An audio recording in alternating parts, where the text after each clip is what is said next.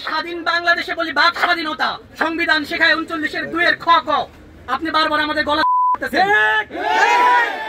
একটা পরীক্ষা যদি ঠিকমতো কন্ডাক্ট না করতে পারে তাহলে এপিএসসির স্থায়িত্ব নিয়ে প্রশ্ন উঠবে না। এপিএসসি কেন, যে কোনো মন্ত্রণালয় হোক সেটা, তারা একটা পরীক্ষা কন্ডাক্ট করতে গেলে যদি ডিভাইস মামা পায়, ফোন পাই, আগের রাতে ওই দিন টিভি চ্যানেলে দেখলাম বাসার মধ্যে পরীক্ষা দিচ্ছে, তাই তো দৌড়াদৌড়ি করতেছে। এগুলো নিয়ে এই বৈষম্যহীন বাংলায় কথা নাই। আমরা নাকি বৈষম্য করি ভাই?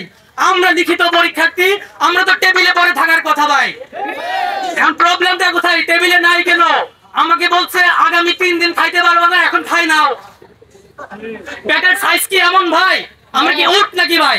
6 মাস পানি জমাই রাখলাম।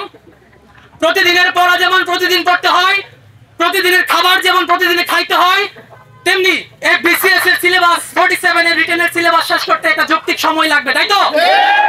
সেটাই আমরা চাই, ভুগিচুগি আমরা চাই না।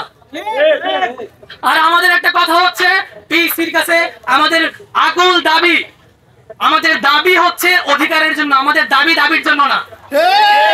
বোঝা গেছে? ডেফিনেটলি আমাদের দাবি, আমাদের তারাই তো আমাদের পড়ান। আমরা যেহেতু বিশ্ববিদ্যালয় থেকে পাশ করা, নানান জায়গা থেকে আমরা পাশ করা, আমাদের টিচাররাই পড়ান, তারা একটা সময় প্রফেসর হয়, তারা এখানে আসে, তারা আমাদের থেকে আলাদা কিছু না, তাই তো? তারা খুব উচ্চ শ্রেণীর বা নিম্ন শ্রেণীর, এখানে ডিভাইড করা দরকার নাই। আমার ফ্রেন্ডরাই বিশ্ববিদ্যালয়ের টিচার হয়, আমার ফ্রেন্ডরাই আবার প্রফেসর হবে, আবার তারাই এখানে আসবে। সুতরাং তারা যেখানে এখানে আছে আমাদের আব্বা মা বাবাদের বন্ধু বান্ধবী, তাই তো?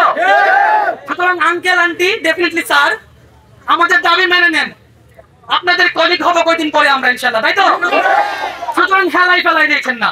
আমরা চাই এই বৈষম্যহীন বাংলায় আর বৈষম্য রাখেন না।